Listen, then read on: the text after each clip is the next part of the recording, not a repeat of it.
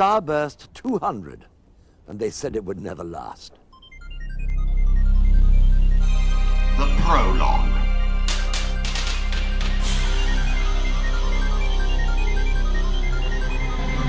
Here we go.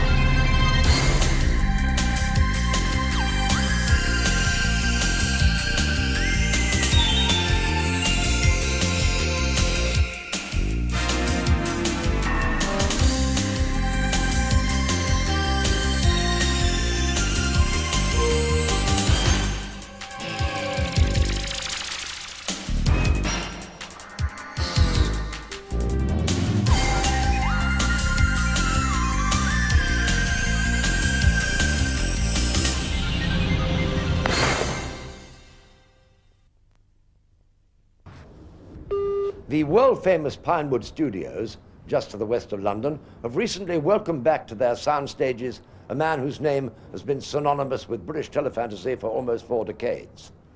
For the final report on this Starburst video, the man behind such favorites as Thunderbirds and Space 1999, Gerry Anderson, has asked us to accompany him back to the Space Precinct.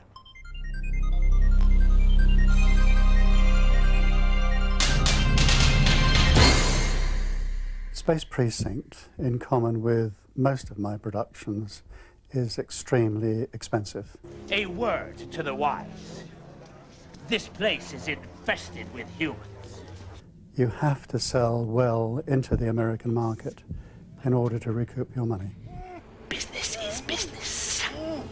Rather than make a British subject and try to make it acceptable to an American audience by putting an American in the lead, for instance, making a show about New Scotland Yard, and then putting an American in as a detective running around London toting a gun, which I hate, that sort of thing. I think it's much better to say, we're going to make a show about the New York police. This is the police. Reduce your speed and descend to ground level. Yeah, right.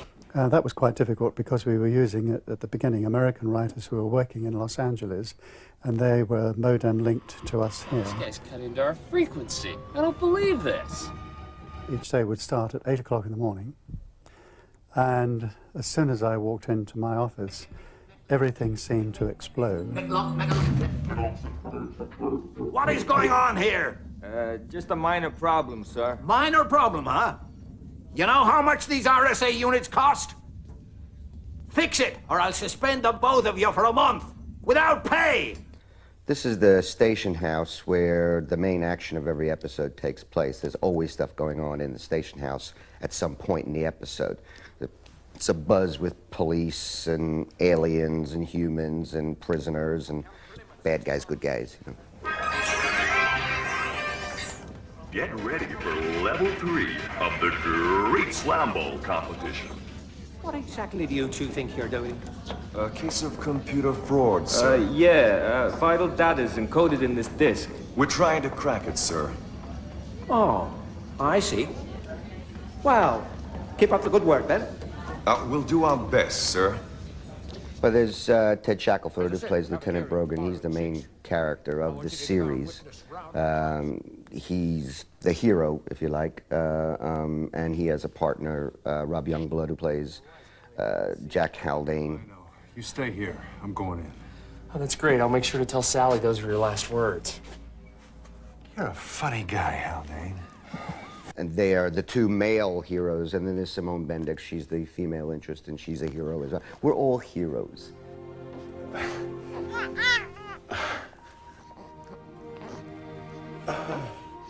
If it hadn't been for all of you at the 88th Precinct, this day would never have come. Thank you.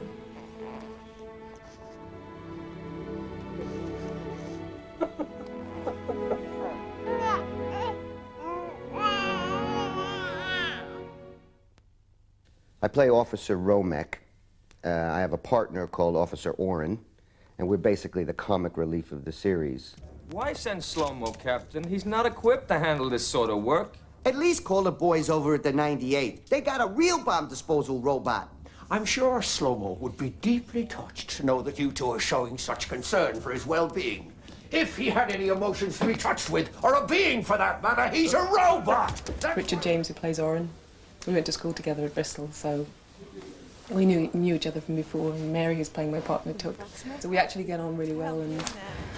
Oh, there's no gossip. That wasn't after gossip. But I do sort of... I thought of it like that.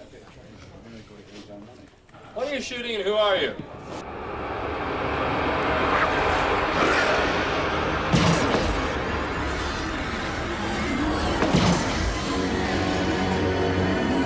I don't think I've killed anyone so far in the episode. I've stunned some people, but I haven't killed anyone.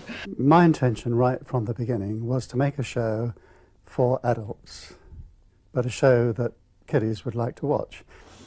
We've tried to avoid anything too graphic in terms of violence, that's for sure. We don't like to overdo the blood and stuff like that. You know.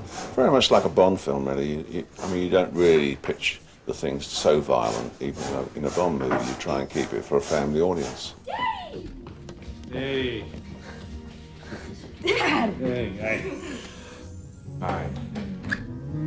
You all right? Yeah. Did it! You got my peanut butter! We're in my garden. This is my house.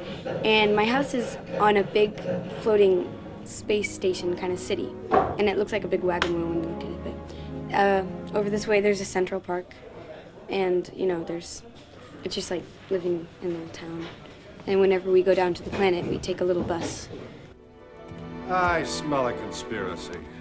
Actually, it's a steak. This took a lot to set up, didn't it? Very sharp, Lieutenant. When it came to financing the show, there were many problems. I knew that we needed somewhere around $36 million, and that's a lot of money to find. The pilot came up as an idea after we finished Terrorhawks, which was at Bray Studios. Gerry then backed the pilot himself, and we created a pilot in which we had puppets and live action, a combination of both third scale and full size. John Needham of Mentorn Films was the one who said, why not make an adult show, and therefore this will attract more money from the broadcasters. And he took the pilot film and made a trailer. He avoided all the puppet content so that it looked as if it was going to be all live action. And he took this trailer to Cannes, and believe it or not, an American company came along, saw the trailer, and 8 o'clock next morning they were on the stand waiting for them to open. Do it! Now! At the end of 10 years of searching, it all happened that quickly.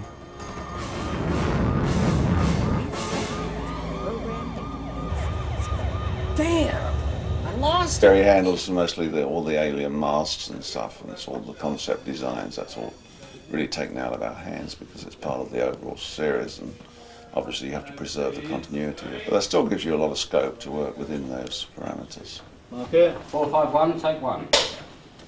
Action. How are you feeling?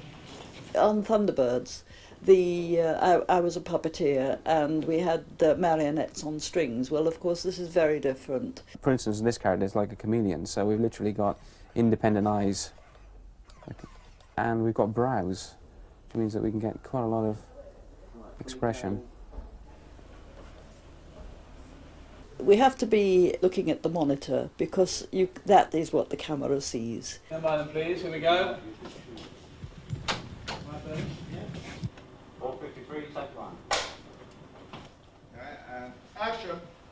Young lady, you have some questions to answer. Jerome Willis, he's the one that plays Podley, my favourite character. We have a very good working relationship, and he's turned out to be absolutely wonderful. Yeah, cut. Let's do one more. The 9-day turnaround is incredibly tight because on a movie, for instance, you may be allowed up to 8 to 10 weeks to make a character. So on this, on a 9-day turnaround, it's very tight. So we literally have to work with a system that we've really nailed down, even to the point of the designers, so the animatronics that are in the heads, in case they break down, we can literally pull spares off the shelf and build them. So we almost have kit aliens. Unfortunately, after a year's wear and tear, it's looking a little bit shabby. Gullwing doors are operated by the actors themselves, just by a switch here. You see this drop down. The guns in the doors, ready for every opportunity.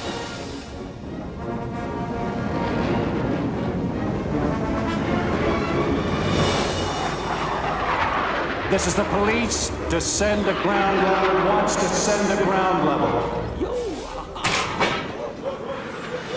And I hate it when they do that. What I like about the series, from my point of view, is I think I'm a technician at heart. And so, really, it's sort of a technician's dream to be involved with all this hardware and software and being on the cutting edge of technology.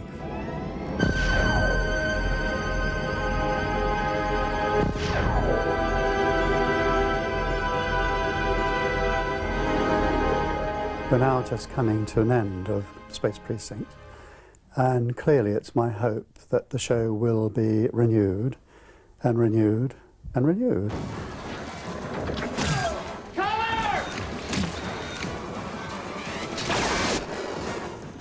Whether I make it out of here or not, whatever happens next, you can be sure of one thing. Starburst magazine will be there to cover it. Right, cover me. Cover me, Brogan.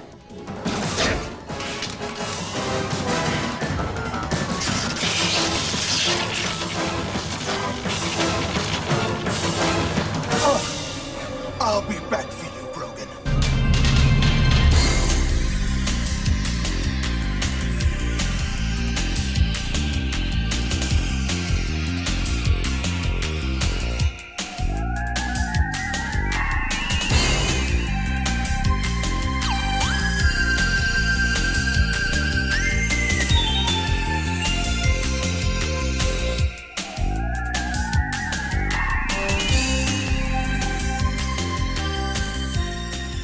It's a great shame we weren't able to actually talk to you because we were so much looking forward to hearing about the second season of Babylon 5. You know, I'm so sorry that we didn't get a chance to talk because I had so much to reveal about the second season and third season, actually.